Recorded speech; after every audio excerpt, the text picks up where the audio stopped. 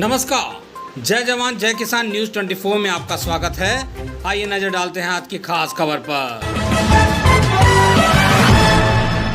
जिला औरैया में जय वीर सिंह इंटर कॉलेज विधुना में स्थित है। प्रबंधक जी पिछले कई साल से शिक्षा के क्षेत्र में जुड़े हुए हैं। प्रबंधक जी ने बताया कि कोरोना काल के समय में भी ऑनलाइन लगवा रहे थे क्लासेस। प्रबंधक जी ने कहा कि शिक्षा उस शेरनी का दूध है जो पिएगा वो दहाड़ेगा। उन्होंने कहा कि बच्चों के ऊपर कोरोना के बाद से विशेष ध्यान दिया जा रहा है। प्रबंधक जी ने कहा कि अपने जीवन में सिर्फ शिक्षा को आगे बढ़ाने के लिए हमने ये कदम उठाया है। उन्होंने कहा कि कोरोना के बाद से स्कूल में लगवा रहे हैं एक्स्ट्रा क्लासेस। देखिए जिला औरैया से संपादक कुमार गौरव के साथ पवन की ये खास रिपोर्ट।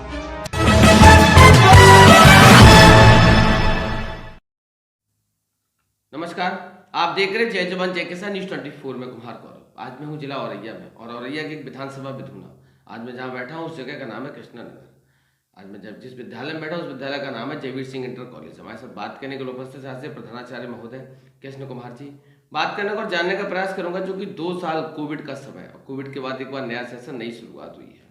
बात करने और जानने का ये प्रयास करूंगा कि कोविड के समय क्या क्या चैलेंजेस रहे, कौन कौन सी परेशानियों का सामना करना पड़ा। इन्हीं सारे मुद्दों पे बात करने के लिए उपस्थित हैं। सर, सबसे पहले तो आपका स्वागत है हमारे चैनल में। जी, कोविड का समय, कोविड के बाद एक बार नई शुरुआत हुई है, क्या क्या चैलेंजेस रहे कोविड के समय? सबसे पहले तो यही था कि क्लासेस का अरेंजमेंट नहीं था, उसकी वजह से बच्चों में जो पढ़ाई का रुझान था बिल्कुल हट गया था। दूसरा, जब ये ऑनलाइन क्लासेस स्टार्ट हुई तो उसमें सबसे बड़ी प्रॉब्लम्स आई कि लोगों के पास एंड्रॉयड फ़ोन नहीं था, सबसे बड़ी प्रॉब्लम्स। और अगर जो था तो वो किसी मेंबर में था, यानी जो फैमिली मेंबर था उनका था। अब जब खुद का नहीं है तो फैमिली मेंबर खुद पहले से ही इतना वो उसको व्यस्त रखते थे कि वो उनके लिए बच्चों को देना नामुमकिन था। जैसे तैसे बाद में व्यवस्था कुछ बच्चों की हो गई, लेकिन फिर भी बहुत ज़्यादा चैलेंजेस ये रहा कि नेटवर्क इशू रहा, कोई चलाने में असमर्थ रहा। इस तरह की समस्याएं कई एक मिली हैं। क्या मानना है आपका, ऑनलाइन और ऑफलाइन में दोनों में सबसे ज़्यादा इफेक्टिव क्या रहता है? देखिए, ऑनलाइन अच्छा तब है जब उसके पास सारे संसाधन हों, अन्यथा ऑफलाइन द बेस्ट है। ऑनलाइन में क्या है कि घर बैठे बच्चे को एक तो गर्मी सर्दी इन सबसे और समय की बचत है। ऑनलाइन अच्छा है, मेरी समझ से अच्छा है, लेकिन जब संसाधन हो तो अच्छा है, द बेस्ट। 2 साल कोविड का समय, कोविड के बाद एक बार नई शुरुआत हुई, बच्चों में क्या क्या चेंजेस आए? काफ़ी चेंजेस हैं। एक तो पढ़ने में उतना मन ना लगना, क्लास भी अटेंड कम करना, आ जाते हैं तो 2-3 दिन का गैप करके फिर आना। जो उनका एकदम माइंड सेटअप था वो माइंड सेटअप में काफ़ी चेंजेज हो गए हैं। बच्चों की जो लैंग्वेज है वो लैंग्वेज में भी काफ़ी डिफरेंस हो गया है। पहले एकदम से उनकी जो लैंग्वेज थी मतलब जो एक तरह से कहना चाहिए बुक लैंग्वेज थी, काफ़ी कुछ हम लोग जो पढ़ाते थे उससे संबंधित बोलते थे। गांव में जिस तरह के शब्द वोकाबुलरी बोली जाती है वो उनका यूज करने लगे हैं। मानव जीवन में शिक्षा को कितना महत्वपूर्ण मानते हैं? सबसे ज़्यादा महत्वपूर्ण अगर जो कुछ इस दुनिया में है तो मैं जानता हूँ कि शिक्षा है। शिक्षा के बगैर कुछ हो ही नहीं सकता है। और मुझे लगता है कि दुनिया के काम करने के बजाय एक शिक्षा पे काम अगर किया जाए तो इससे अच्छा और कुछ हो ही नहीं सकता है। जी, पेरेंट्स के लिए क्या संदेश है? सबसे ज़्यादा अपने बच्चों पर ध्यान दें कि वो केवल पढ़ाई का काम करे, मतलब और उसको जो संसाधन की ज़रूरत है वो सब उपलब्ध कराएं। सबसे ज़्यादा यही ज़रूरी है, उसको मौका दें जिससे वो पढ़ सके। क्या लगता है आपको, एजुकेशन का जो गैप रहा उसको संस्था कितने समय में रिकवर कर लेगी? कम से कम 1 साल, कम से कम। वैसे तो ये हमेशा कुछ ना कुछ तो कमी रहेगी, उनकी लाइफ टाइम में कमी रहेगी, लेकिन ऐसा है कि ये रिकवर करने वाले बच्चे 1-1.5 साल में कर लेंगे। जिस तरीके से आपने देखा कि हिंदुस्तान पे वेस्टर्न कल्चर हावी हो रहा है, धीरे धीरे बच्चे अपनी मूल संस्कृति से दूर जा रहे हैं। हमारा आपका दौर था, आज का दौर बदलाव की ओर है। क्या लगता है आपको, संस्था ऐसा क्या एफर्ट करेगी जिससे हमारी संस्कृति बची रहे और शिक्षा भी आगे बढ़े?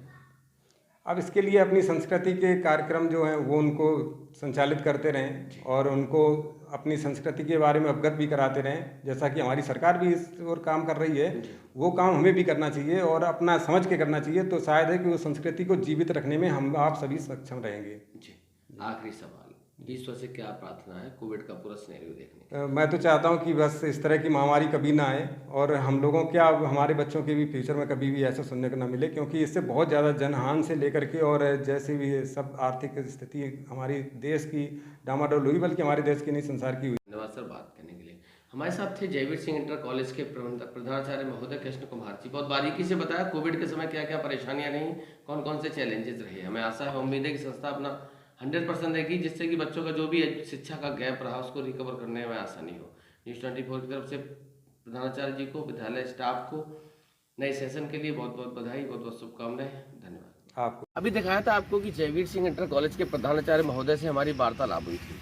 वार्तालाप में उन्होंने बहुत बारीकी से बताया था कि कोविड के समय क्या क्या परेशानियों का सामना करना पड़ा। अभी विद्यालय का स्टाफ भी हमारे साथ, इनसे बात करूंगा कि कोविड के समय किस तरीके की क्या क्या व्यवस्थाएं रहीं, कौन कौन सी परेशानियां रहीं। क्या नाम है आपका? दिव्या। दिव्या, कोविड का जो टाइम रहा, कोविड के बाद एक बार नई शुरुआत हुई है, क्या देखा आपने, क्या समझा, क्या जाना, बच्चों में क्या क्या परिवर्तन आया? बच्चों में लैंग्वेज का परिवर्तन आया है, हर चीज़ का परिवर्तन है, उनको बैठने बैठने का ढंग और रहन सहन का, बातचीत करने का, हर चीज़ का परिवर्तन आया है। उनको अब ये है कि थोड़ा टाइम लगेगा सिखाने के लिए और कोशिश करेंगे कि जल्दी से जल्दी वो उसी माहौल में फिर से ढल सकें। जी। और भी हमारे साथ और भी लोग हैं। दादा क्या नाम है?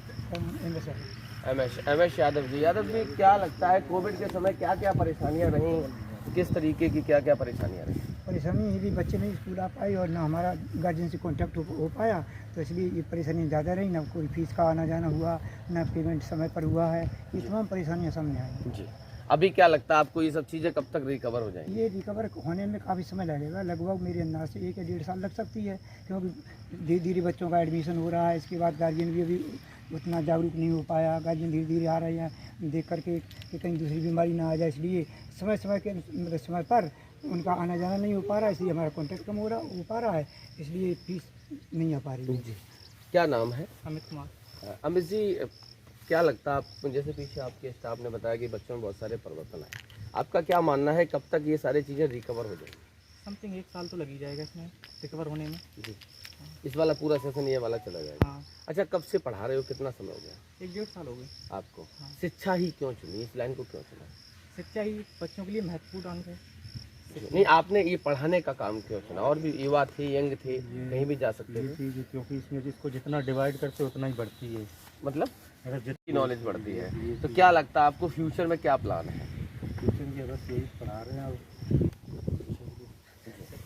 बहुत अच्छी बात है कि युवा इस लाइन में आने का, आप देखो काफ़ी अनुभवी लोग भी पूर्व विद्यालय में हैं। हमें आशा है, उम्मीद है कि आप लोग अपना 100% देंगे, जिससे कि बच्चों का जो भी एजुकेशन का गैप रहा, जो भी 2 साल के समय जो भी नुकसान हुआ, उसको भरपाई करने में आसानी होगी।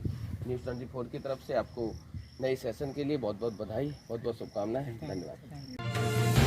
पल पल की खबरों को देखने के लिए चैनल को लाइक, सब्सक्राइब और शेयर जरूर करें।